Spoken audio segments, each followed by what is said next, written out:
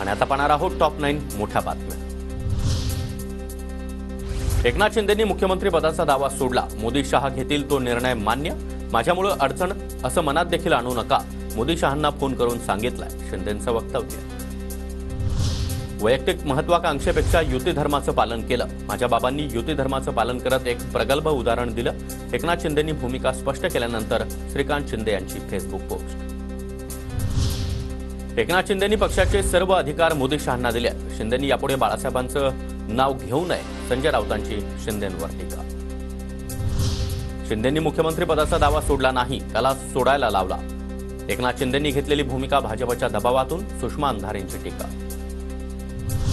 एकनाथ शिंदेंनी दबावापोटी निर्णय घेतला। शिंदेंनी मुख्यमंत्री पदाचा दावा सोडल्यानंतर काँग्रेस प्रदेशाध्यक्ष नाना पटोले यांची टीका। भाजपच्या नवीन अध्यक्षांची निवड डिसेंबरमध्ये। निवडणूक निष्पक्ष आणि पारदर्शक होण्यासाठी जे.पी. नड्डा यांच्याकडून निरीक्षकांच्या नेमणुका।